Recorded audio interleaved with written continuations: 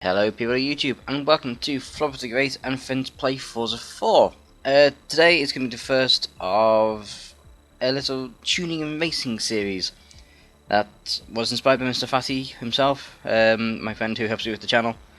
And I also thought, well, let's just expand this a little bit. So we're also going to show you not just how to tune a car and obviously upgrading it's the easy bit. So I'll just do a quick upgrade for that. But essentially, how to tune the car to do a specific thing that you want it to do. So here we have a this is actually my second attempt at doing this because my audio file decided not to save. Point my fault, but anyway.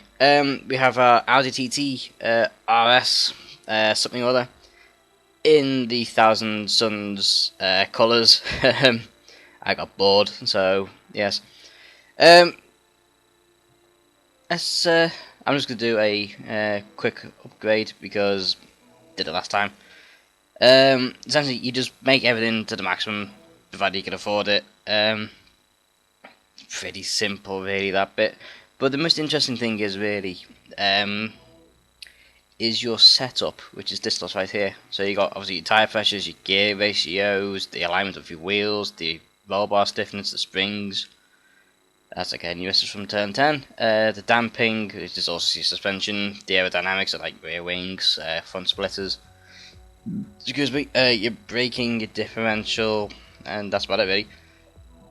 So after you have done all of your upgrades and whatnot, i.e. aero and stuffs. Okay. Yeah, so there's a little play around. Yeah, once you've upgraded everything, go for a test drive. Go around any track that you fancy, and instead of spazzing one out, let's go on Silverstone Grand Prix. And let's take it from here. Now, although I have already tuned this car before, I have a better idea what I wanted to do, but I'm going to do exactly the same as it last time. It's all reset, so don't worry. I'm not half-arsing it this time. Oh, I obviously went drifting, so let's just change that back. Alright, so we've got a bit of oversteer there.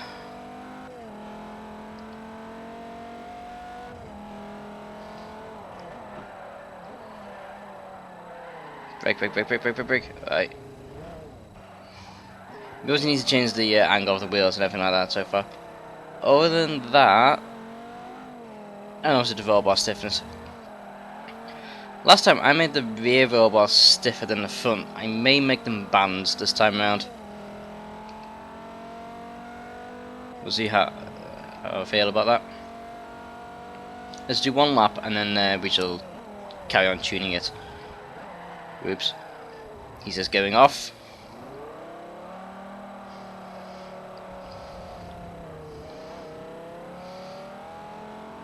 So yeah, just go. I'm doing this one lap because obviously we're doing a degree in it, so in motorsports engineering, so I kind of know what I'm looking for.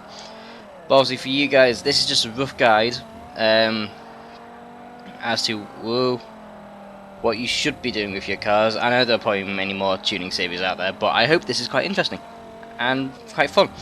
Because we're not only just going to be tuning them, I'm also going to be racing against a few of my friends on Xbox. So I will tune a few of their cars if they so wish me to. But apart from that, if you guys want to take part in it, please drop me a message. You are more than welcome. Provided you have Forza 4, that's the only requirement. Really. I won't be recording voices. I'm just going to be doing this episode along with two others, one for drag and one for drifting.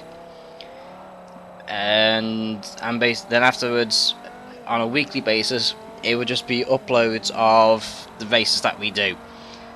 So like circuits around Silverstone, Le Mans, and where else.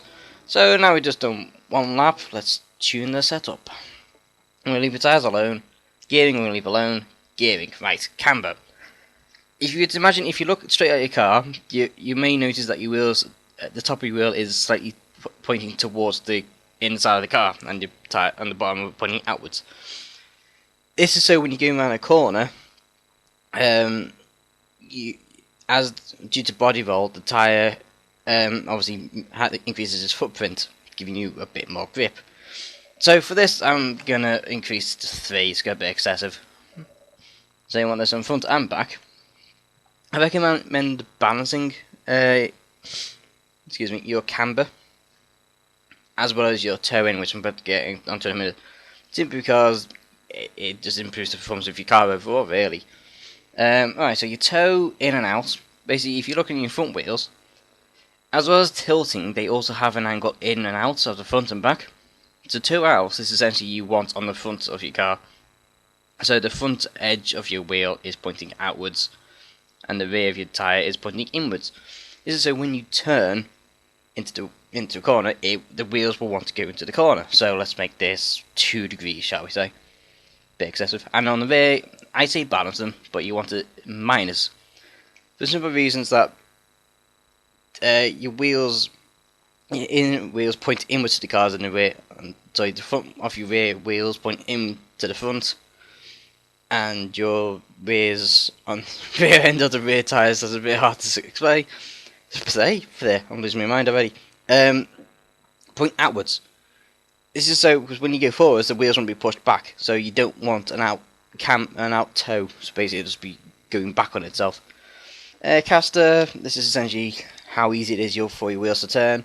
If you essentially think of a shopping trolley, it has a fixed point and the wheel trails behind. Basically, the further the wheel trails behind, the more easier it is to turn and to straighten back up again. So I'm going to make this 7 just for ease for me. Right, so I mentioned I did this something a bit like that last time. I'm actually going to make them both even if I can. So make them both 29. There we go. Now we'll see how that goes. Ride height I always shove down to the lowest just because I'm a Chapmobile. Springs, that's up to you if you want to change them. Self-explanatory. I like to leave them as they are because in that way I know it works properly. Damping and bump stiffness and rebound stiffness. As much as I did cover it, I don't touch them because it's more than what it just says. There's a lot of calculations and whatnot in it, so I'm going to leave that alone. Aero, that's up to you, I'm going to leave it as it is.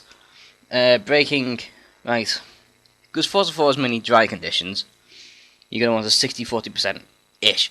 It's down to your personal preference, really, but you always want more to the front than the back. Unless it's raining, where you want more to the back than the front.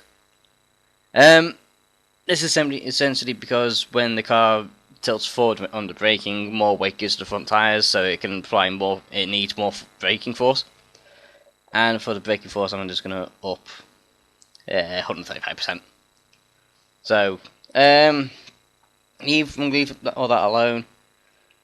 I don't know what the maths behind this, but essentially I'm going to make this about 60% to the rear tyres, making it act a bit more like a rear-wheel drive car. So let's apply this.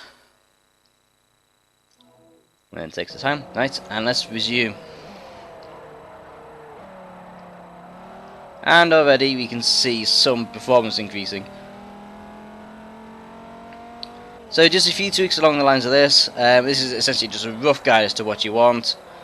For front wheel drives, always make the front anti-roll bars softer than the rear. For four-wheel drive and rear-wheel drives, it can be either between balanced anti-roll bars or softer to the rear, depending on how you like to drive. Essentially, you want your driving wheels to be grippy. So, also, braking and cornering. Okay, I'm still going wide, so I need to adjust my roll bars or something.